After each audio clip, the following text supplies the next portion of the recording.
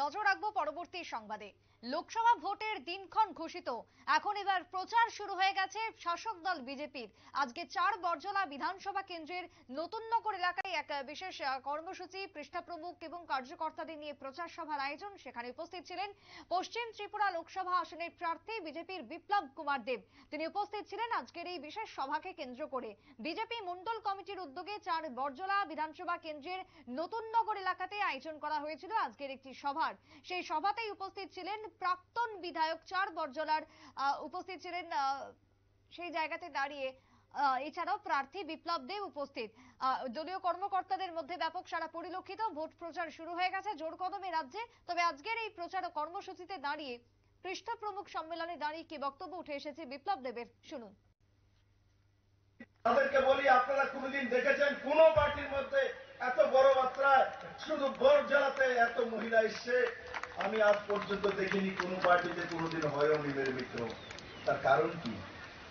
নিমন্ত্রণ করাতে চলে এসছে, মহিলা মোর্চা বলাতে চলে এসছে না, তার জন্য এসছে। এরা জানে যে নরেন্দ্র মোদীকে ভোট দিতে হবে, কারণ মোদী মহিলাদের পক্ষে কাজ করে মেরে মিত্র, মহিলাদের সশক্তিকরণের কাজ করে। এই বিপ্লব দেব যখন ত্রিপুরাতে এসেছিল তখন মাত্র 6,000 সেলফ হেল্প গ্রুপ মহিলাদের ছিল, আর তার মধ্যে 46,000 মহিলা কাজ করত। আজ আমি গর্ব করি, আজকে ভারতীয় জনতা পার্টির সরকার, আমিও মুখ্যমন্ত্রী ছিলাম, এখন মানিক বাবু আছে, ত্রিপুরাতে 60,000 66,000 থেকে 60,000 সেলফ হেল্প গ্রুপ আমরা তৈরি করেছি। আর তার মধ্যে প্রায় 4 লাখ মহিলা কাজ করে, তার ব্যবস্থা ভারতীয় জনতা পার্টির সরকার করেছে। এখানে বড় মাত্রায় লোক রয়েছে। আমি যদি বলি নরেন্দ্র ভাই মোদী পার্সোনাল কি কি দিয়েছে, সার্বজনীন রূপে তো রাস্তা দিয়েছে, এয়ারপোর্ট দিয়েছে, বহু কিছু দিয়েছে। কিন্তু আমি যদি বলি ব্যক্তিগতভাবে নরেন্দ্র ভাই মোদী কি কি দিয়েছে, প্রধানমন্ত্রী আবাস যোজনার ঘর, এখানে কে কে প্রধানমন্ত্রী আবাস যোজনার ঘর পেয়েছে তারা হাত উঠাও। প্রধানমন্ত্রী আবাস যোজনার ঘর, এখানে বড় মাত্রায় প্রধানমন্ত্রী আবাস যোজনার ঘর পেয়েছে। সিপিএম এর আমলে আজ থেকে 6 বছর আগে প্রধানমন্ত্রী আবাস যোজনা ঘর কার কার কাছে ছিল? একটু হাত উঠাও। একজনের কাছে আছে, পুরো ময়দানে মাত্র একজনের কাছে ছিল।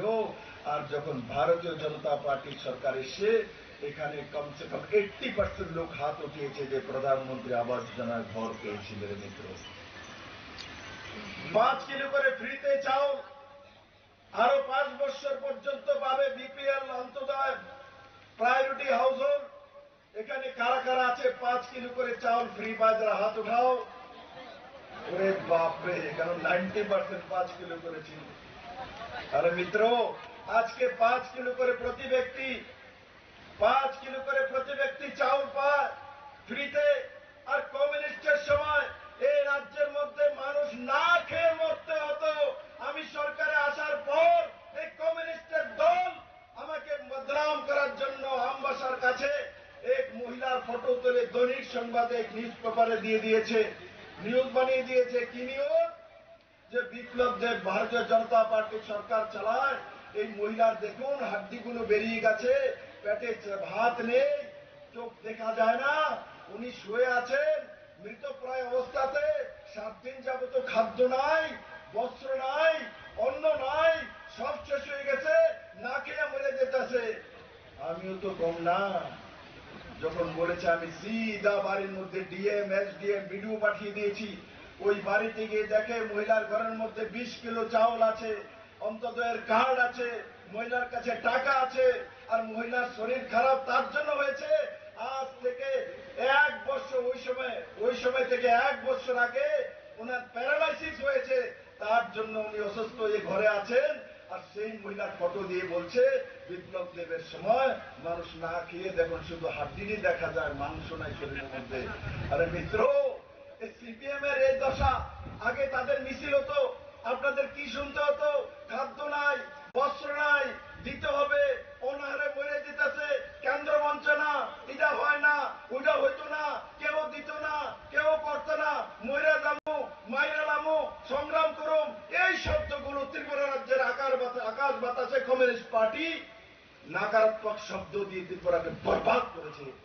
ভারতীয় জনতা পার্টি আসার পর এখন ত্রিপুরার কোনো মানুষ আর নাকারাত্মক কথা বলে না। বন্ধু, ইয়াদ রাখনা, জীবনের যদি নাকারাত্মক কথা বলেন তো আপনি জীবনে উন্নতি করতে পারবেন না। আমাদের গ্রামের মধ্যে প্রবাদ আছে, আমরা যখন ঘুম থেকে উঠি, আমিও তো গ্রামের ছেলে, কিছু কিছু লোক গ্রামের মধ্যে আছে, দাঁড়ে দেখলে যাত্রা হয় না, এমন হয় না? আপনারা শুনলেন প্রার্থী বিপ্লব দেবের বক্তব্য। তবে লোকসভা ভোটকে সামনে রেখে এই প্রচার এবং তার সঙ্গে বর্তমান সরকারের উন্নয়নমূলক দিকগুলো আজকে তুলে ধরলেন জনতার মাঝে উপস্থিত হয়ে প্রাক্তন মুখ্যমন্ত্রী অর্থাৎ রাজ্যের পশ্চিম আসনে প্রার্থী বিপ্লব দেব। ছোট্ট একটা বিরতির পর ফিরে আসছি, সঙ্গে থাকুন।